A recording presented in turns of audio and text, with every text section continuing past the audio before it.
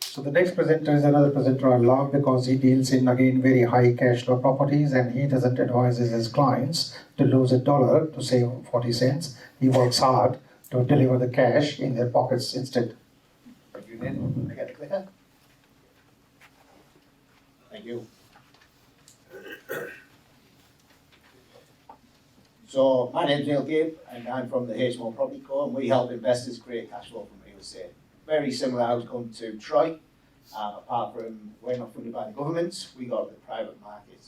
And we do that by basically creating shared accommodation, which are 5 or 6 bedroom houses, all fully en-suited, and instead of renting that one house out to one family, we rent it out to 5 or 6 individual people, which basically means you've got 5 or 6 streams of income from that same property.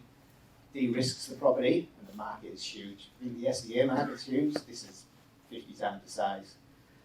So Adam's already spoke about property development. It's a very active strategy. If that floats your boat, then go for it, and then use that profit that you've got to then move it into passive strategies like NDIS or like HMO. Through. And the reason that the strategy that we use works so good is because right now we're in the middle of a housing crisis, and the crisis, it's too big for the government to fix. SDA is one thing that needs to be addressed, but there's still a mass shortage of rental accommodation and houses for people to purchase right now in Western Australia.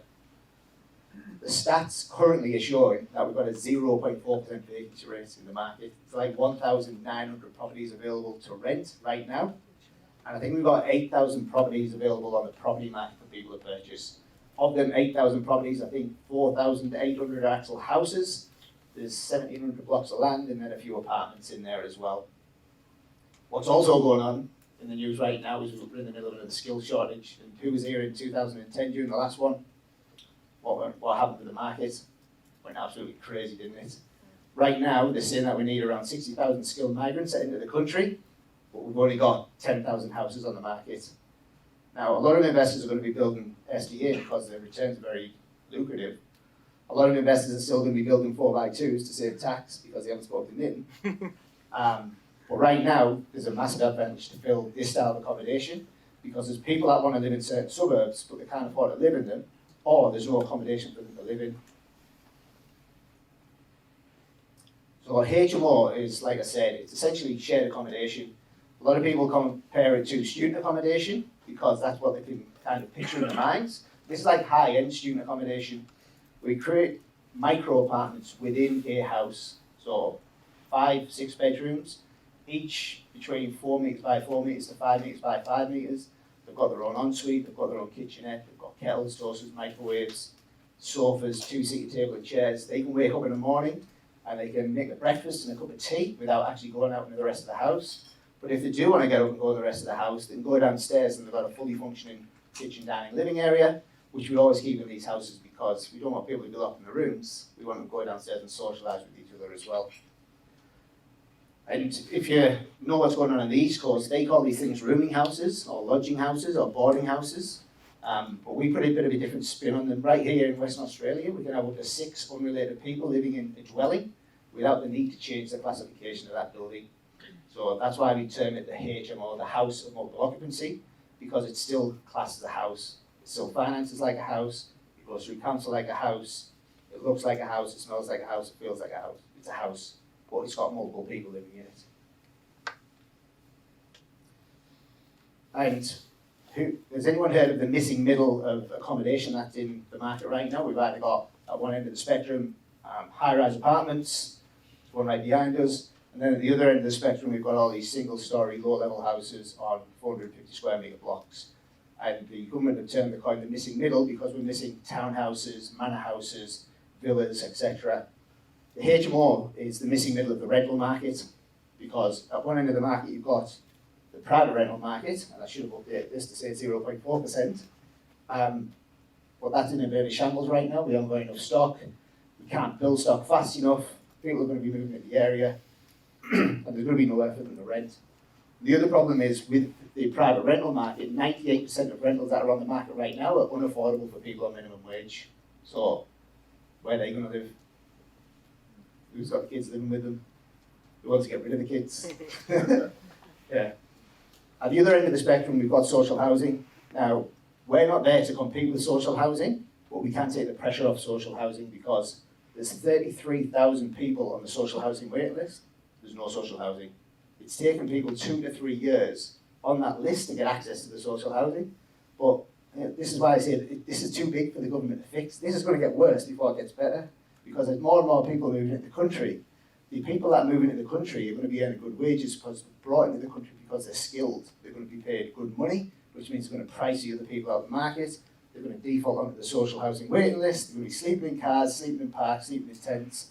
Or you can provide a cheaper form of accommodation for people in this market, clean, safe, affordable, and you make some really good returns on it as well. But I'd like to know what people's perceptions are of shared accommodation as well, because everyone will be thinking, dark, it's dingy. Who do you think lives in these things? Ali knows. She's been following me for a while. Ricky knows who lives in these things. But who do you think lives in them? Who would want to rent these things? Low socio. Singles. Singles, yeah, singles. Students, we get students a lot. Highly mobile. Who? Highly mobile people who keep moving places. Yeah, transient. Yeah. Yeah. You'd be surprised that the calibre of tenants we get, we target working professionals, that's our target market. Anything from baristas to interior designers to tradies to doctors, nurses, engineers, and our age range goes from 18 to our oldest tenants are 74.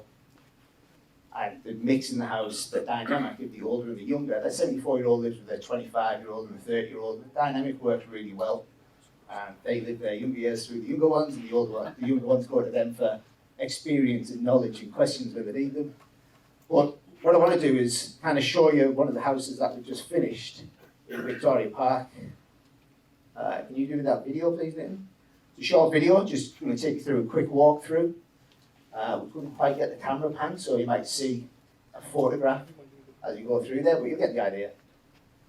So this property that we did was in Victoria Park, 6-bedroom, 6-bathroom house. Hey guys, Neil here from the HMO Property Club. We've just finished another 6-bedroom, 6-bathroom house, 3 kids from the CBD.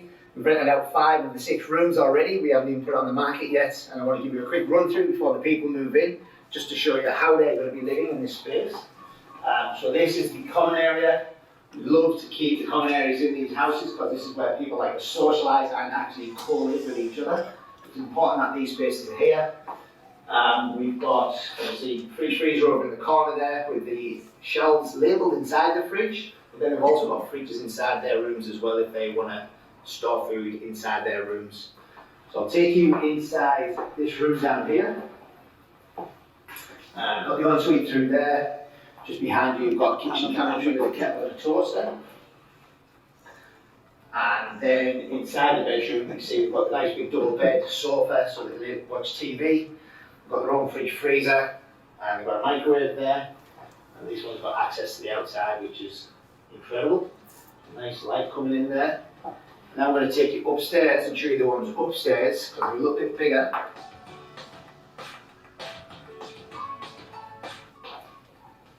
So this is one of the bigger rooms upstairs, again, fully self-contained, so that the person that rents this room doesn't actually need to leave the bedroom on the morning when they wake up. They can wake up, prep the breakfast here, we can keep all the milk and beans inside the fridge if they need to. They've got a microwave, kettle and a toaster. Then they've also got the ensuite just over the side there, so they can wake up in the morning, have a shower, sit down on the table, have the breakfast, watch TV for a little bit. And this is how people are going to live in these areas. We have 3 kids from the CBD. This room rents out for $350 a week, and that's all bills included: gas, water, electric, internet, cleaners, and the cleaners clean the common areas only. So the tenant is responsible for keeping their own bedroom clean. So if you've got any questions, hit me up below. I'd love to help you out. So that was obviously a Facebook post. That's why I said hit me up below. But did anyone think that it was going to look like that? Yeah. That's the standard of housing that we want to deliver within our business. Clean, safe, affordable. What is the size of the space you showed in the upstairs? That was about 25 square meters. 25 square. Yeah, with the ensuite, with the kitchenette and stuff. And the numbers really work on that. Can you just make that bigger, please, Nitin? So we've got 6 bedrooms renting out for $350 a week each. So the full house rents out for $2,100 a week. It's not government backed, but the market's so much bigger than NDIS. So the chance of you, there could be another presentation slide then.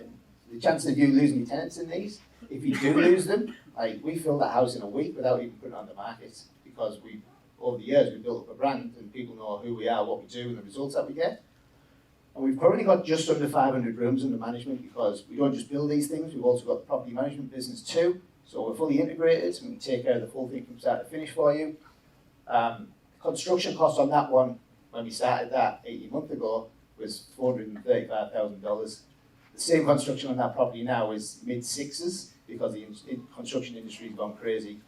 Now, the good thing about this is as well, when we first did the feasibility for this, the rooms were going to rent out $275.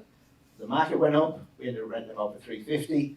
So as all the prices went up, the rents went up with them, and the income went out with it too.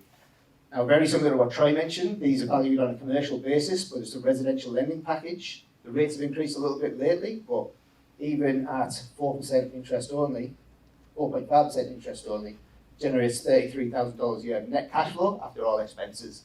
That's mortgage, property management fees, gas, water, electric, internet cleaners.